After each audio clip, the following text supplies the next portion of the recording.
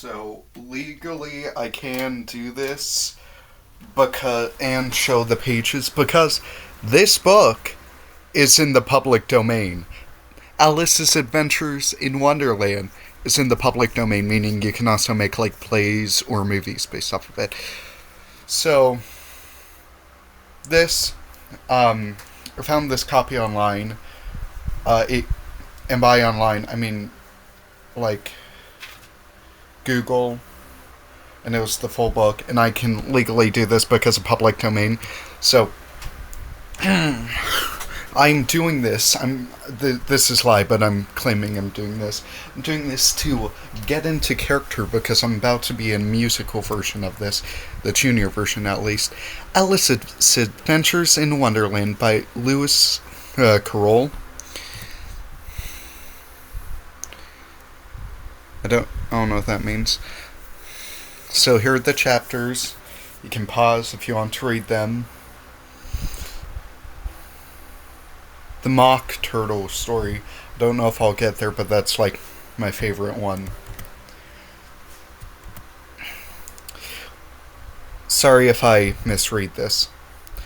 All in the golden afternoon, full leisurely we glide, for both our oars with little skill by little arms are plied, while little hands make vain pretense our wanderings to guide. Oh, cruel three, in such an hour beneath such dreamy weather, to beg a tale. Beneath such dreamy weather, to beg a tale of breath too weak to stir the tiniest feather, yet what can one poor voice avail against three tongues together? Imperious prima flashes forth her edict to begin it, in gentler tones. Oh my goodness, Secunda hopes there will be nonsense in it, while Tertia interrupts the tale not more than once a minute. Anon to sudden silence won, in fancy they pursue the dreamy child moving through a land of wonders wild and new, in a friendly chat with a bird or beast, and half believe it true. Are you serious? And ever as the story drained the wells of fancy dry, and faintly strove that weary one that put the subject by, the rest next time, it is next time, the happy voices cry, the screw the tale of Wonderland, thus slowly, one by one, its quaint events were hammered out, and now the tale is done, and home we steer a merry crew beneath the setting sun. Alice a childish story take, and with a gentle hand lay it where childhood dreams are twined, in memory's mystic band, like pilgrims withered wreath of flowers plucked in a far-off land.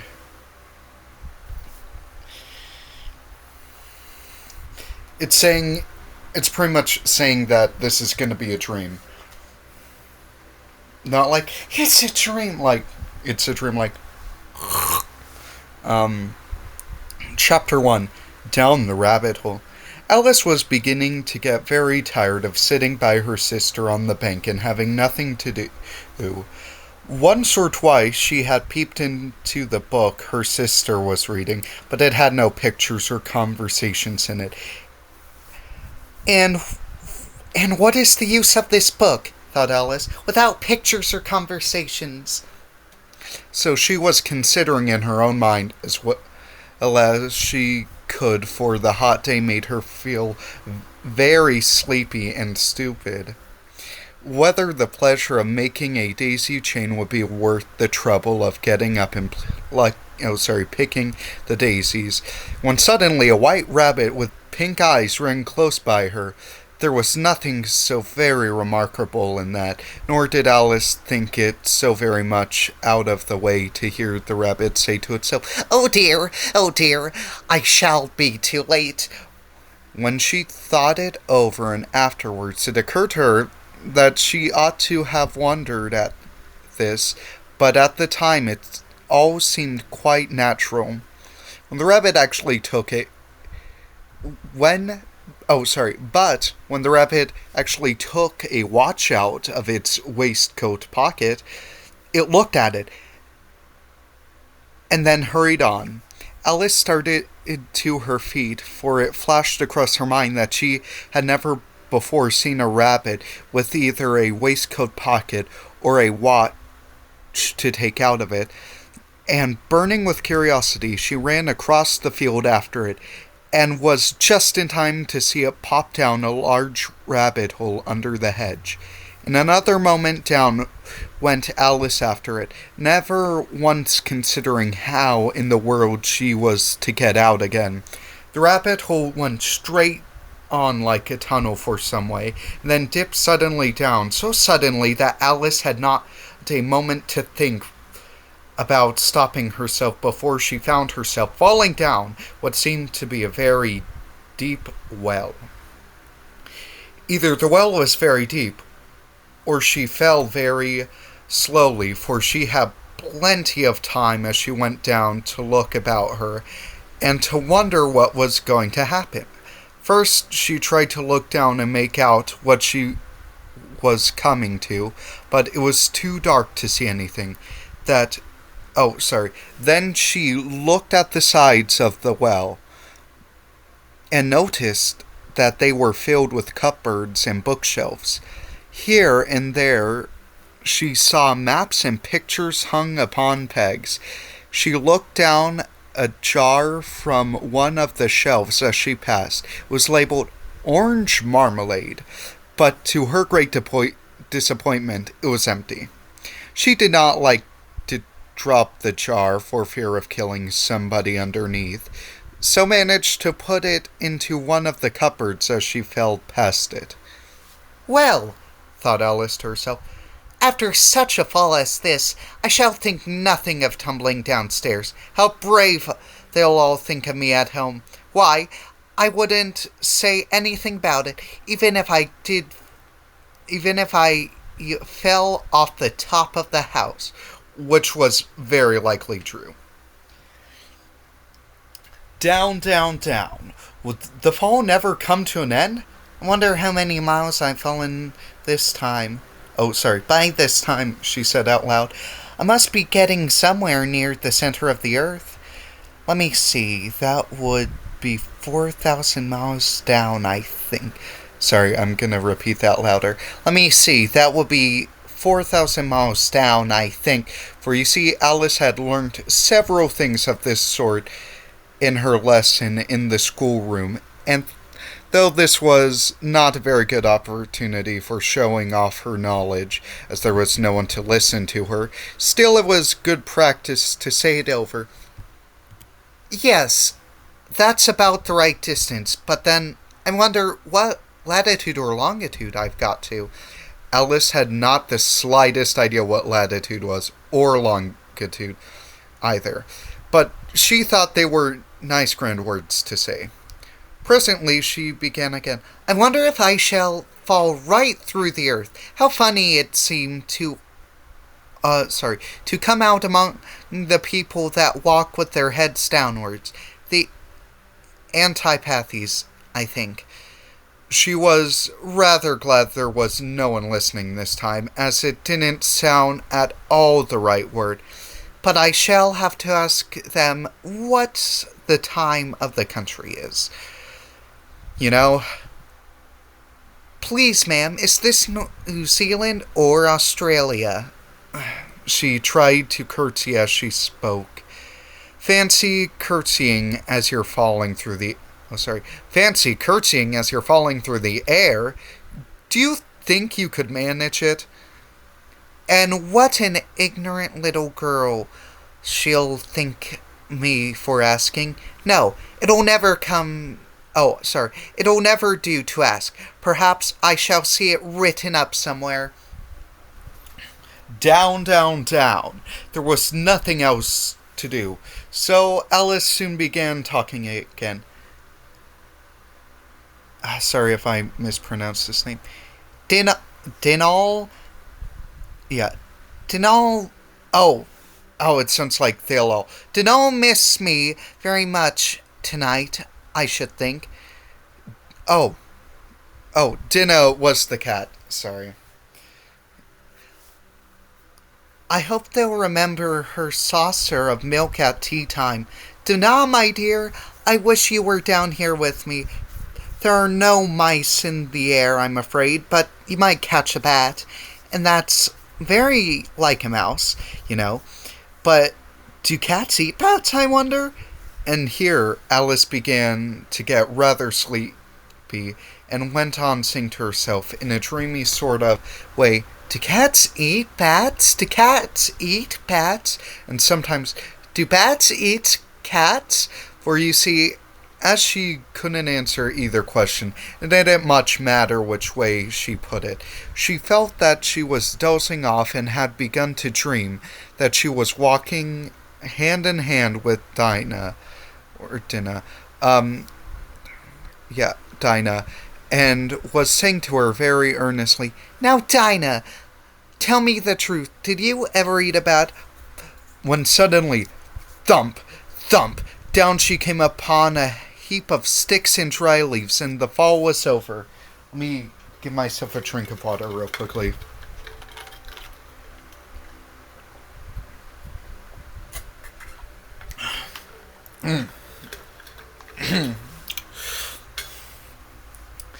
Alice was not a bit hurt, and she jumped up onto her feet in a moment. She looked up, but it was all dark overhead. Before her was another long passage, and the white rabbit was still in sight, hurrying down it. There was not a moment to be lost. Away went Alice like the wind, and was just in time to hear it say as it turned the corner, Oh, my ears and whiskers, how late it's getting! She was close behind it when she turned the corner, but the rabbit was no longer to be seen. She found herself in a long, low hall, which was lit up by a row of lamps hanging from the roof. There were doors all around the hall, but they were all locked, and when Alice had been all the way down one side and the other, trying every door, she walked sadly down the middle, wondering how she was ever to get out again. Suddenly, she came upon a three-legged table, all made of solid glass. There was nothing on it but a tiny golden key, and Alice's first idea was that this might belong to one of the doors of the hall. But alas! Either the locks were too large or the key was too small, but at any rate it would not open any of them. However, the second time round, she came upon a low-hanging curtain she had not noticed before, and behind it was a little door about 15 inches high. She had tried the little golden key in the lock, and to her great delight, it fitted. Alice noticed the door and found it led into a small passage, not much larger than a rat hole. She knelt down and looked along the passage into the loveliest garden you ever saw. How she longed to get out of this dark hall and wandered about among those. And wander about among those beds of bright flowers and those cool fountains, but she had not even get her but she could not even get her head through the doorway. And even if my head would go through, thought poor Alice, it would be of a very little use without my shoulders. Oh, how I wish I could shut up like a telescope. I think I could if I only knew how to begin. For you see, so many out-of-the-way things had happened lately that Alice had begun to think that very few things indeed were really possible. There seemed to be no use in waiting by the little door, so she went back to the table, half hoping she might find another key on it, or at any rate, a book of rules for shutting people up like telescopes. This time she found a little bottle on it, which certainly was not here before, said Alice, and tied around the neck of the bottle was a paper label with the words, "Drink me," beautifully printed on it in large letters. It was all very well to say, "Drink me," but the wise little Alice was not going to do that in a hurry. "No, I'll look first," she said, and see whether it's marked poison or not, for she had read several nice little stories about children who got burnt and eaten up by wild beasts and other unpleasant things, all because they would not remember the simple rules their friends had taught them, such as that a red-hot poker will burn you if you hold it too long, and that if you cut your fingers very deeply with a knife, it usually bleeds, and she had never forgotten that. If you drink too much from a bottle marked poison, it is almost certain to disagree with you sooner or later. Okay, what kind of stories is she reading? Like, Red Riding Hood. So, probably stuff like that. The actual stories, like, of Red Riding Hood and Cinderella get dark. Take back what I said. However, this bottle was not marked poison, so Alice ventured to taste it, and finding it very nice. It had, in fact, a sort of mixed flavor of cherry tart custard, pineapple roast turkey, toffee, and hot buttered toast. She very soon finished it off. Sorry if you're, like, looking through a full read-through, no pauses or mistakes. I'll occasionally share a thought about this. That reminds me of the gum in that Violet Beauregard chews in Roald Dahl's Willy Wonka and Chocolate Factory, or Charlie and Chocolate Factory. Very interesting. "What a curious feeling," See? said Alice. "I must be shutting up like a telescope." And so it was indeed. She was now only 10 inches high, and her face brightened up at the thought that she was now the right size for going through the little door into that lovely garden. First, however, she waited for a few minutes to see if she was going to shrink any further. She felt a little nervous about this. "For might end, you know," said Alice to herself, "in my going out altogether like a candle. I wonder what I should be like then." And she tried to fancy what the flame of a candle looks like after the candle is blown out, for she could not remember ever having seen such a thing. After a while, finding that nothing more happened, she decided on going into the garden at once. But, alas for poor Alice! When she got to the door, she found that she had forgotten the little golden key. And when she went back to the table for it, she found she could not possibly reach it. She could see it quite plainly through the glass, and she tried her best to climb up one of the legs of the table, but it was too slippery, and when she had tired herself out with trying, the poor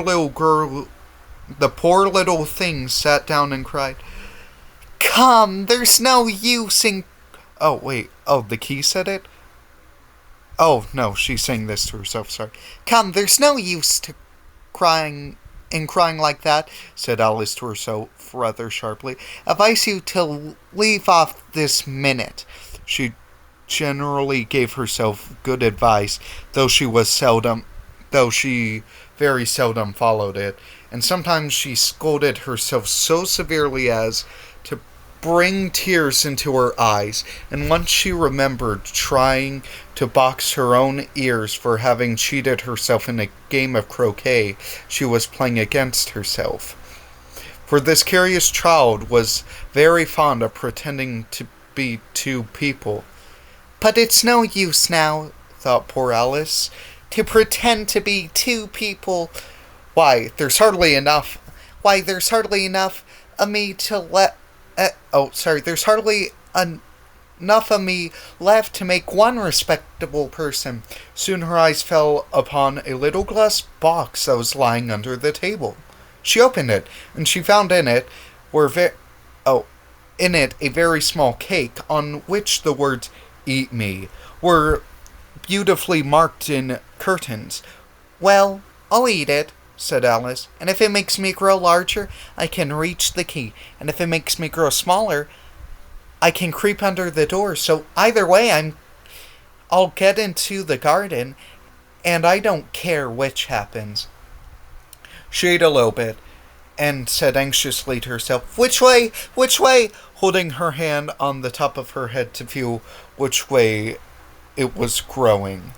And she was quite surprised to find that she remained the same size. To be sure, this is what generally happens when one eats cake.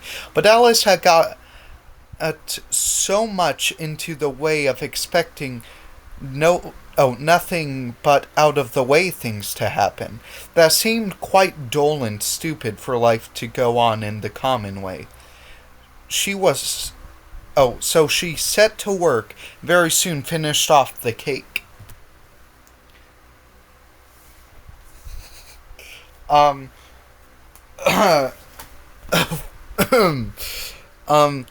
So I assume, I'm not reading the page yet, I assume, based off her drinking all the liquid, that means you have to eat the whole cake to grow.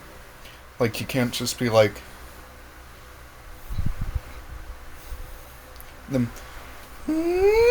no, you have to eat the whole thing. Okay. Chapter 2, The Pool of Tears. I'm kidding.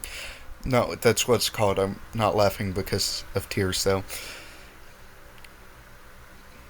"Curiouser and curiouser!" cried Alice. She was so much surprised that for the moment she quite forgot how to speak good English. "Now I'm opening out like the largest telescope that there ever was. Goodbye, feet." Oh! It's like meant to look like a telescope, sort of. Okay, that makes sense. But it's still very weird. For when she looked down at her feet, they seemed to be almost out of sight. They were getting so far off. "Oh, my poor little feet. I wonder who will put on your shoes and stockings for you now, dears. I'm sure I shan't be able. I shall be a great deal too far off to trouble myself about you.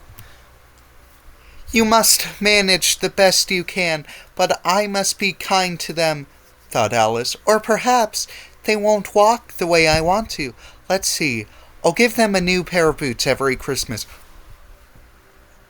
Why is she so sad about her feet?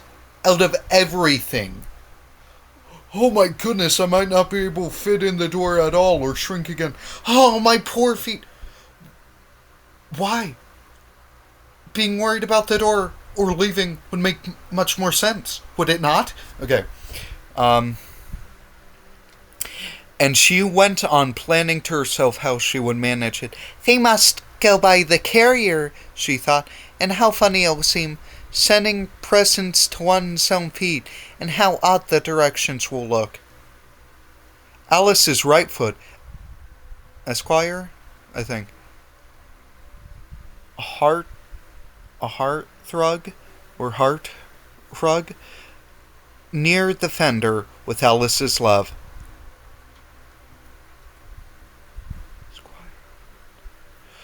Oh dear, what nonsense I'm talking. Oh, I was meant to say that in her voice. Just at this moment, her head struck against the roof of the hall. In fact, she was now rather more than 9 feet high, and she at once took up the little golden key and hurried it off to the garden door. Poor Alice! It was so much she could yeah, it was so much she could do. Lying down on one side to look to look through into the garden with, wait, what? Yeah, wait, what? To look through into the garden with one eye, but to get through was more hopeless than ever. She sat down and began to cry again. I don't know how I was doing Alice's voice. You ought to be ashamed of yourself, said Alice. A great girl like you. She might well say this.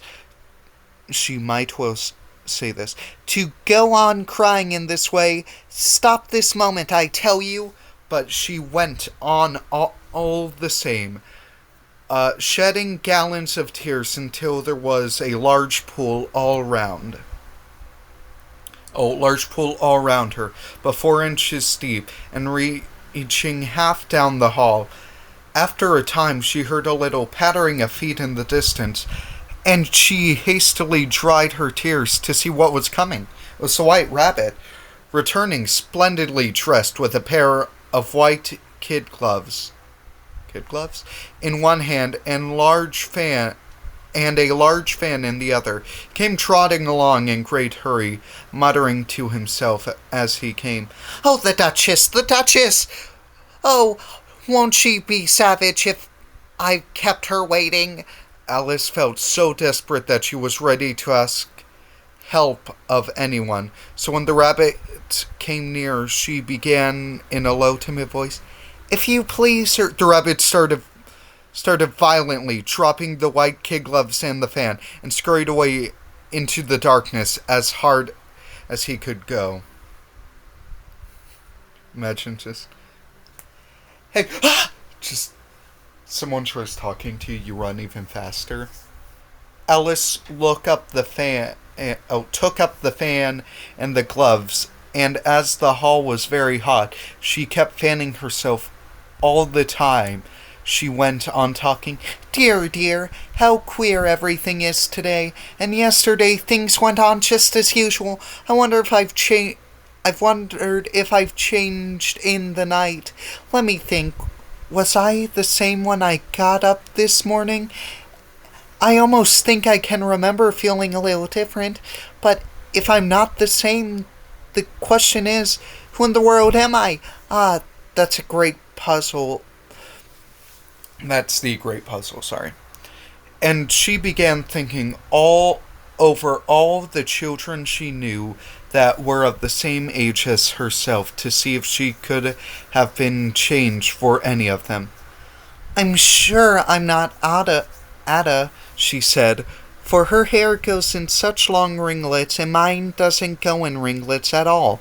And I'm sure I can't be Mabel, for I know all sorts of things, and she knows very little. Oh, such a very little. Besides, she's she, and I'm I.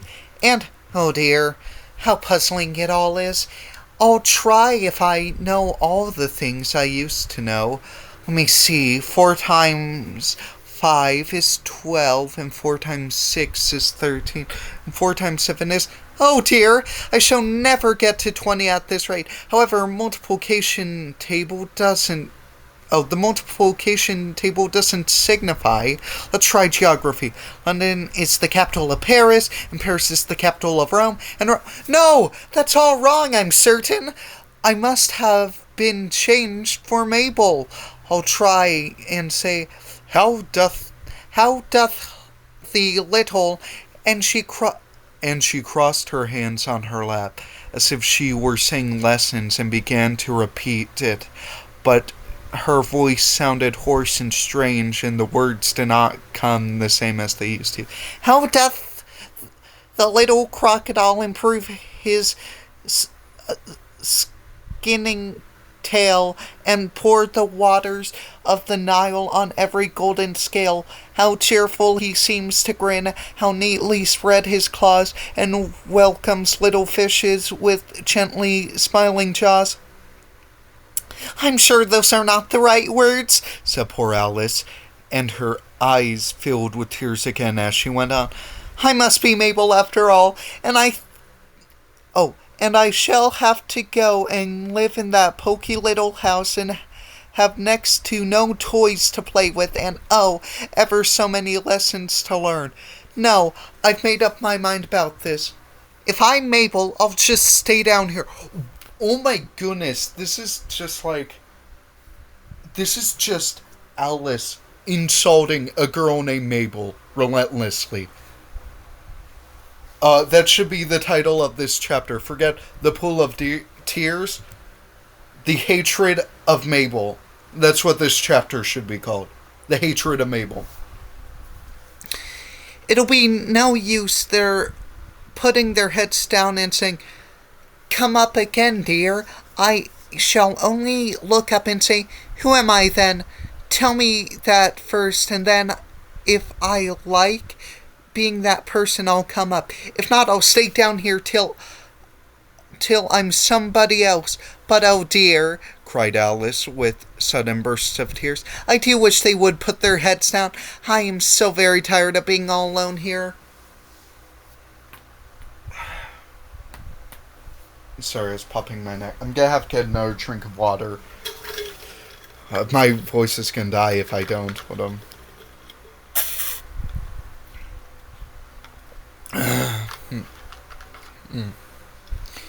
As she said this, she looked down at her hands and was surprised to see that she had put on one of the rabbit's little white gloves while she was talking. "How can I have done that?" she thought. "I must be growing small again." She got up and went to the table to measure herself by it, and found that, as nearly as she could guess, she was now about 2 feet high, and was going on shrinking rapidly. She found out that the cause of this was the fan she was holding, and she dropped it hastily, just in time to save herself from shrinking away together. "That was a narrow escape," said Alice, a good deal frightened at the sudden change, but very glad to find herself still in existence. "And now for the garden." And she ran with all speed back to the little door. But alas, the little door was shut again. The little golden key was lying on the glass table as before. Things are worse than ever," thought the poor child. "For I was so small as this before. Never. And I declare it's too bad. That's what it is."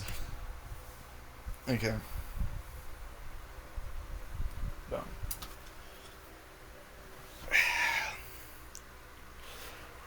Oh, I thought this was a new chapter. It just has a picture. As she said these words, her foot slipped, and in another moment, splash! She was up to her chin in salt water. Her first idea was that she had somehow fallen into the sea. "And in that case, I can go back by railway," she said to herself. Alice had been to the seaside once in her life, and had come to the general conclusion that wherever you go on the English coast, you find a number of bathing machines in the sea.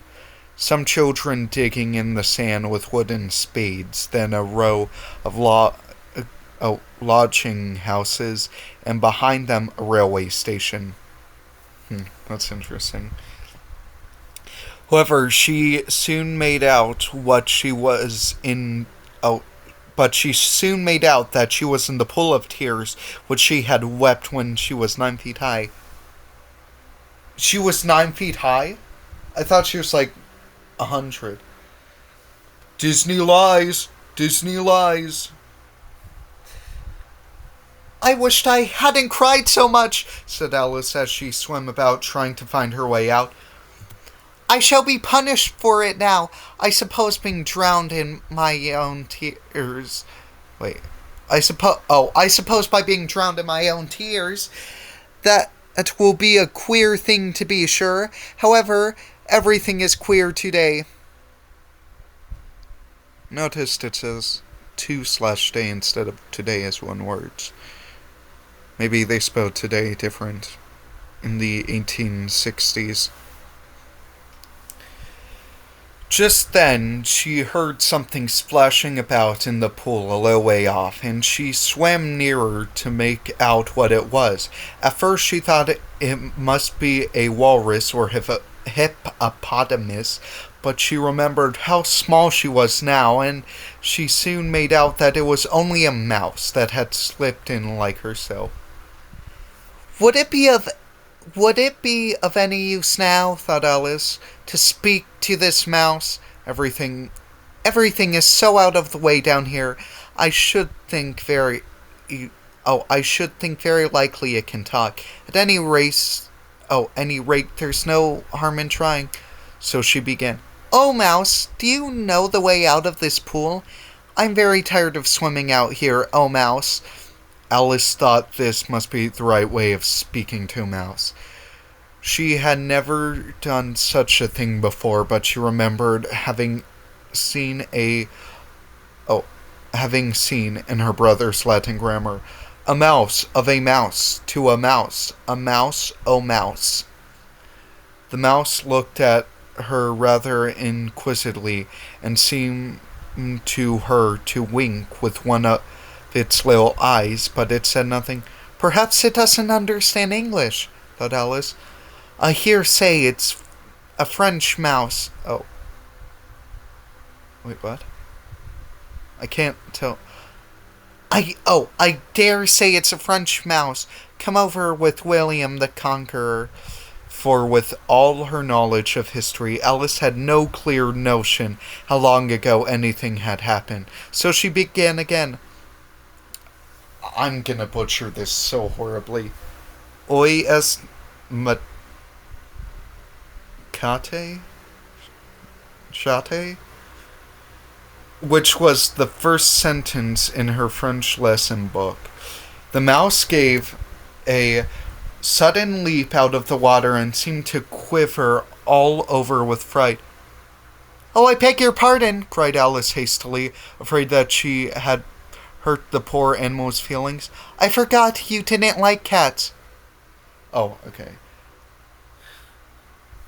Not like cats, cried the mouse in a shrill, passionate voice.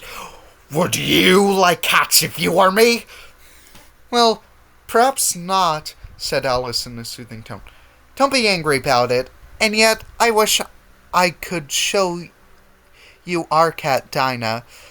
I think you'd take a fancy to cats if you could only see her. She is such a dear, quiet thing, Alice went on, half to herself as she swam lazily around in the pool. And she sits purring so nicely by the fire, licking her paws and washing her face, and she is such a nice, soft thing to nurse.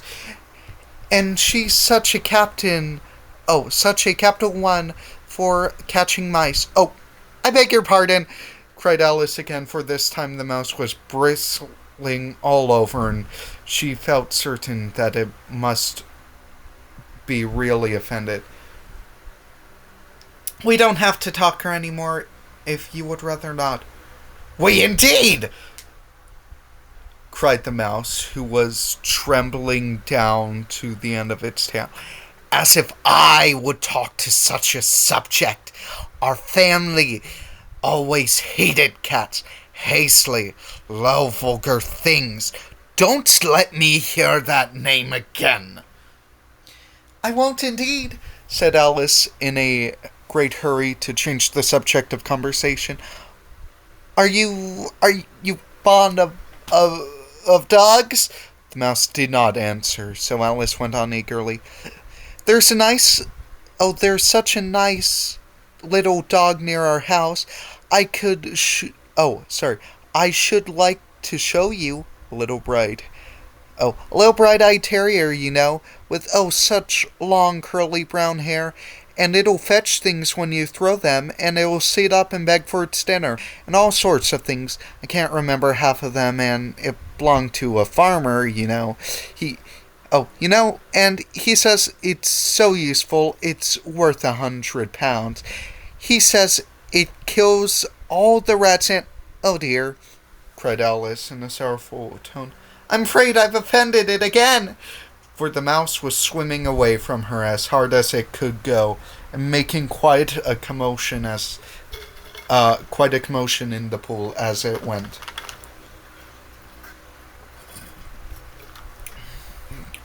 Okay, if you're talking to Mouse, what makes you think, ah, what makes you think you should say, Oh, and it loves killing small animals.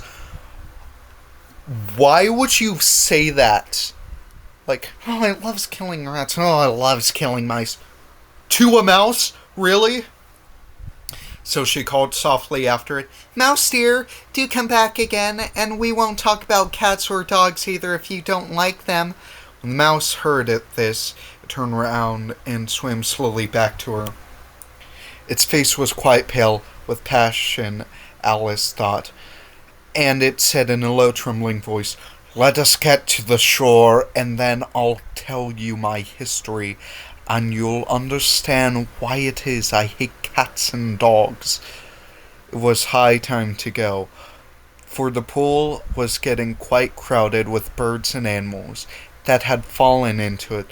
There was a duck and a dodo, a lory, an eaglet, and several other curious creatures. Alice led the way, and the whole party swam to the shore. Let me refill this with water.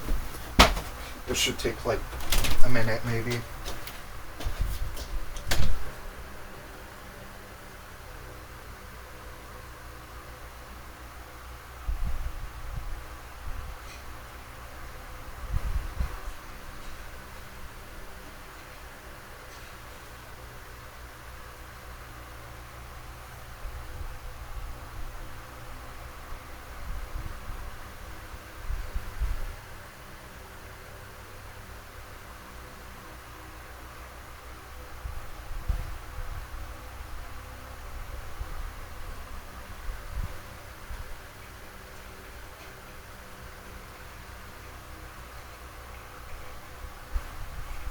Give me one more minute. I also need to put my clothes in the dryer.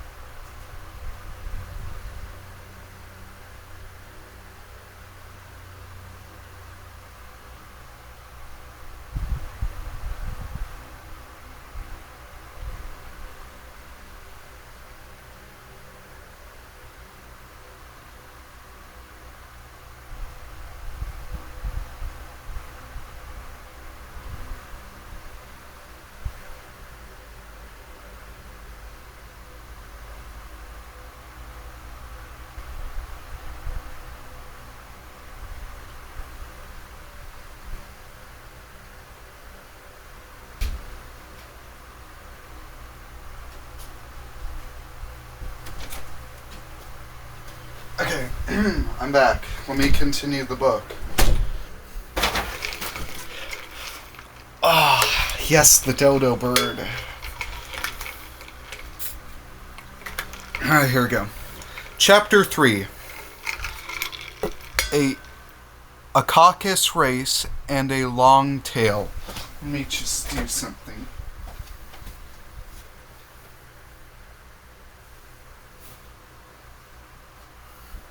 Okay, sorry, I thought there's someone knocking on my window. It was a neighbor working on something. They were indeed a queer-looking party that assembled on the bank. The birds were with draggled feathers, the animals with their fur clinging close to them, and all dripping wet, cross, and uncomfortable. The first question, of course, was how to get dry again. They had a consolation about this, and after a few minutes, it seemed quite natural to Alice to find herself talking familiarly with them, as if she had known them all her life. Indeed, she had quite a long argument with the Lori, who, sorry if it's like Laurie or something, Lori, who at last turned sulky and would only say, I'm older than you and must know. Oh, I'm older than you and must know better. And this Alice would not allow.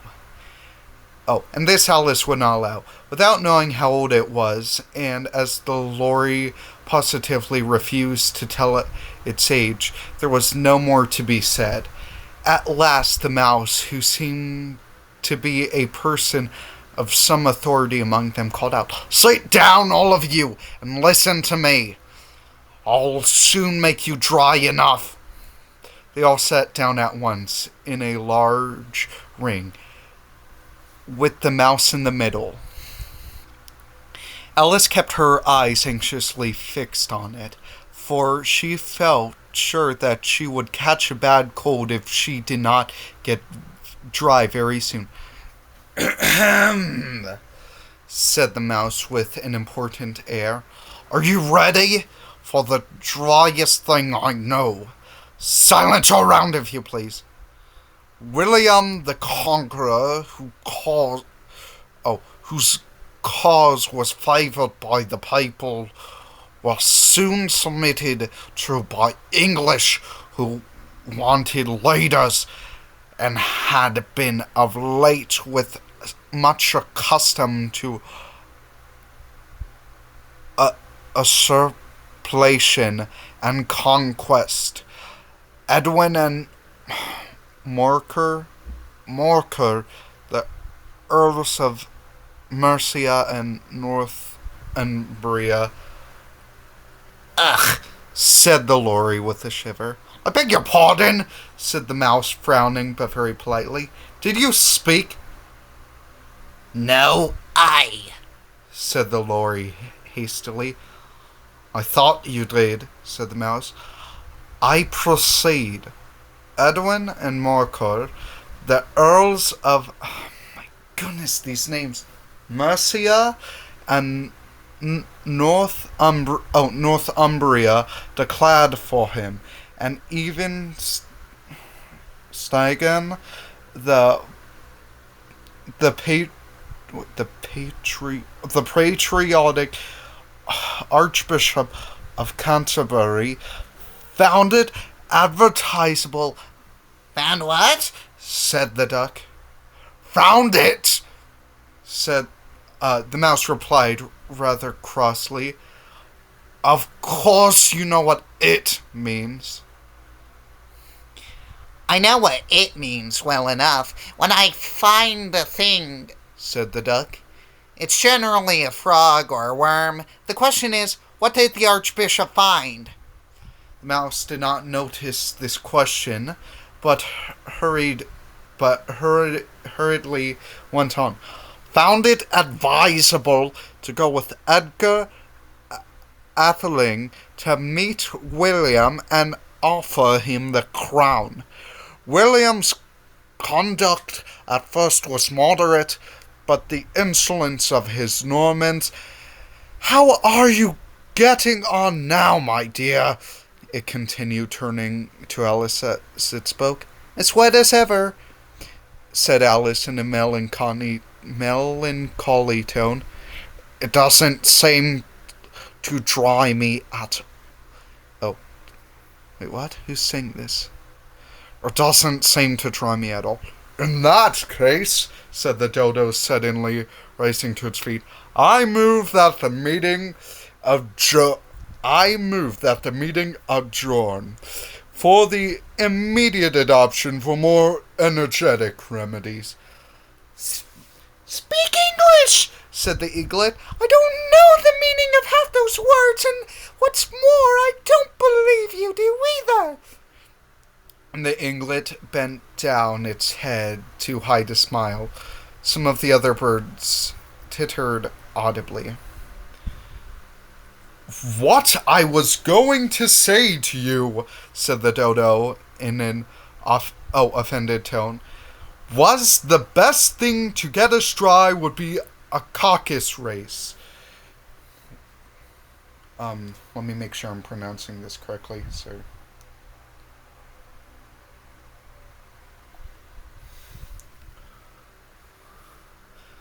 What is a caucus race? Said Alice. Hold on.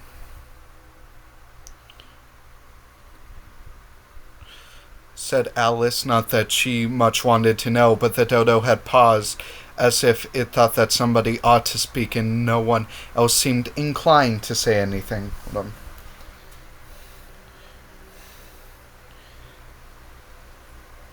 To pronounce.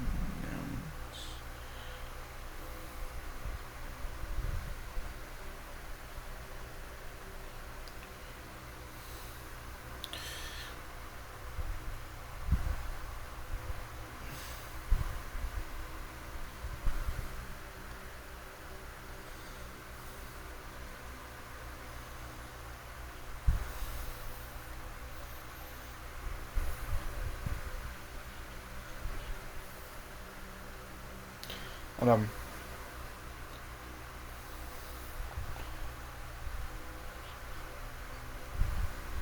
Caucus. Okay, caucus.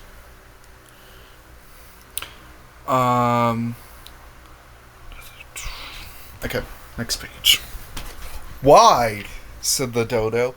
The best way to explain it is to do it. And as you might like to try the thing yourself some winter day, I will tell you how the dodo managed it.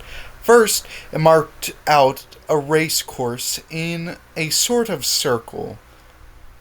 The exact shape doesn't matter, it said. And then all of the party were placed along the course, here and there. There was no 1, 2, 3, and away! But they began running when they liked and left off when they liked, so that it was not easy to know when the race was over. However, when they had been running half an hour or so, and were quite dry again, the dodo suddenly called out, "The race is over!" And they all crowded around, panting and asking, But who has won?" The first question the dodo could not answer without a great deal of thought, and it stood for a long time with one finger pressed against his forehead, the position in which you usually see Shakespeare in the pictures of him. What? Like, I don't think I've seen a picture of. Oh, probably like this. Okay. Like thinking. Okay, that makes more sense.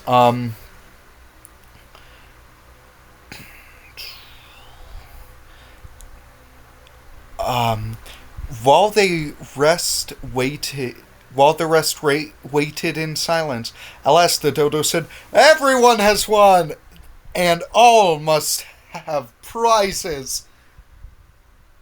But who is to give the prizes? Quite a chorus of voices asked. "Why, she, of course," said the dodo, pointing to Alice with one finger, and the whole party at once crowded around her, calling out in a confused way, "Prizes! Prizes!" Alice had no idea what to do. In a despair, she had put her hand in her pocket and pulled out a box of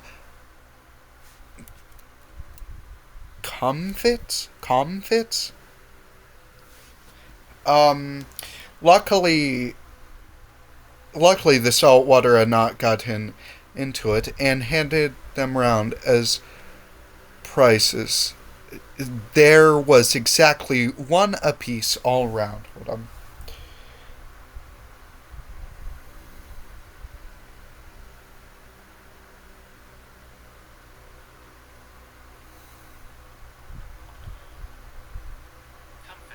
Comfit. Oh, it kind of looks like. Well, what? It's a candy consisting of a nut, seed, or other center coated in sugar. It kind of looks like the Mike and Ike's thing, just with a nut in the middle. I don't know why there's a picture of a rat when I looked it up.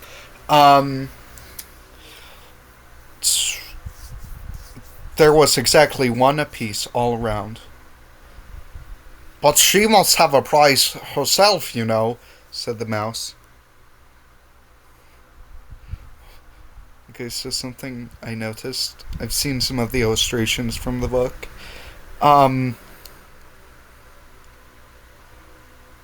The hands?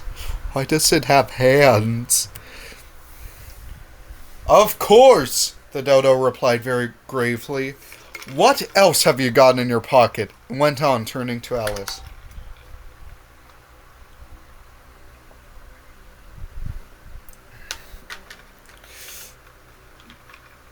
Only a thimble, said Alice sadly. Hand it over here, said the dodo. Then they all crowded round her once more while the dodo solemnly presented the thimble, saying, We beg your acceptance of this elegant thimble. And when it had finished this short speech, they all cheered. Alice thought the whole thing was very absurd, but they all looked so grave that she did not dare to laugh. And, as she could not think of anything to say, she simply bowed and took the thimble, looking as solemn as she could. The next thing was to eat the comfits.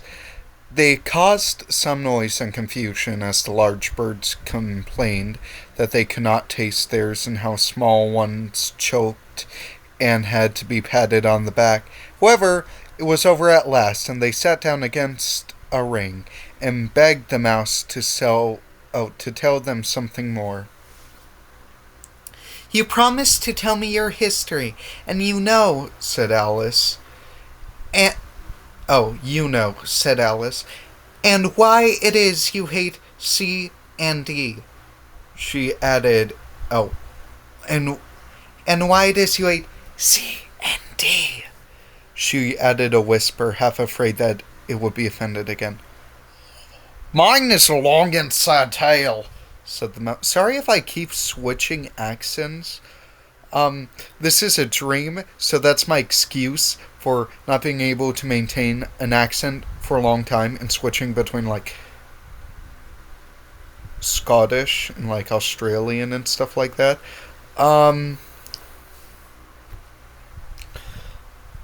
It is a long tale, certainly, said Alice, looking down with wonder at the mouse's tail. But why... Oh, that's weird. But why did you call it sad? And she kept on puzzling about it while the mouse was speaking, so that her idea of the tale was something like this.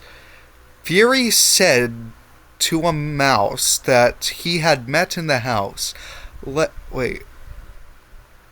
While the mouse was speaking... Oh, sorry. Fury said to a mouse that he met you in a house. Let us both go to the law. I will persecute you. Come, I'll take no denial. We must have the trial. This is the mouse speaking, right? Wait. Okay, yeah. For really, this morning I've nothing to do, said the mouse to the cur. Such a trial, dear sir, with no jury or judge would be wasting our breath. I'll be judge, I'll be jury, said cunning old Fury. I'll try the whole cause and condemn you to death. What? You are not attending, said the mouse to Alice severely. What are you thinking of? I beg your pardon, said Alice very humbly. You had to go to the fifth bend, I think? I had not, cried the mouse sharply and very angrily. Not, said Alice, always thinking to make herself useful and looking anxiously about her. Oh, do let me help to undo it. I shall do nothing of the sort, said the mouse, getting up and walking away. You insult me by talking such nonsense.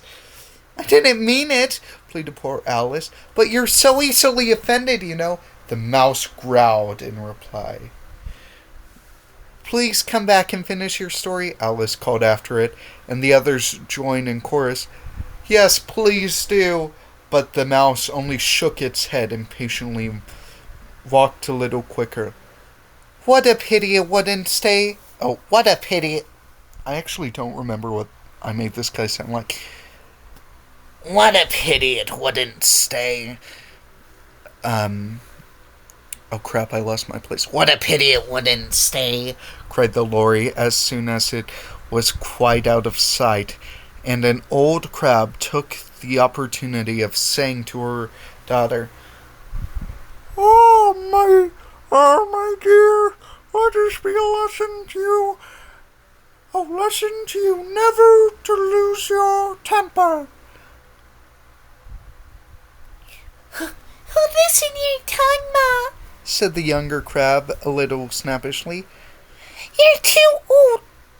Oh, sorry, I misread that. You're enough to try the patience of an oyster. I don't know where I got you're too old from. I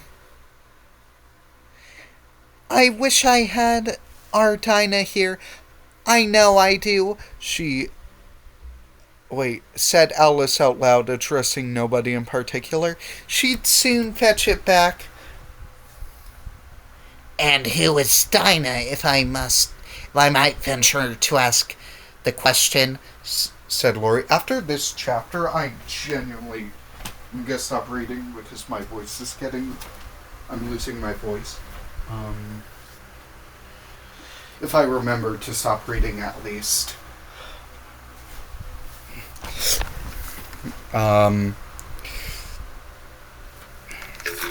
Alice, hold on. Alice replied eagerly, for she was always ready to talk about her pet. Dinah's our cat, and she's such a capital one for catching mice you can't think. And, I wish you could see her after the birds. Why, she'll eat a little bird as soon as look at it. This speech caused a remarkable sensation among the party. Some of the birds hurried off. One old Maggie began wrapping itself up very carefully, remarking, I really must be getting home. The night air doesn't suit my throat. And a canary wailed out in a trembling voice to children, Come away, my dears. It's time you were all in bed. On various pretexts, they all moved off, and Alice was soon left alone. I wish I hadn't mentioned Dinah, she said to herself in a melancholy tone. No one seems to like her down here, and I'm sure... Wait, what? Is she speaking? No, she's not speaking. What on earth? Nobody seems to like her down here, and I'm sure she's the best cat in the world. Wait, what? Okay, they forgot to put quotations. Nobody seems to like her down here, and I'm sure she's the best cat in the world. Oh, my dear Dinah, I wonder if I shall ever see you any more. And here, poor Alice began to cry again, for she felt very lonely and low-spirited. In a little while, however, she again heard a little pattering of footsteps in the distance, and she looked up eagerly, half hoping that the mouse had changed its mind and was coming back to finish the story.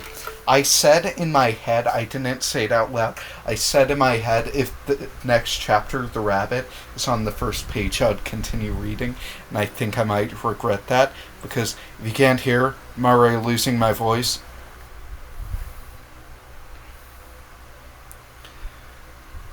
Oh man, look at the time, oh my goodness. I left off at chapter...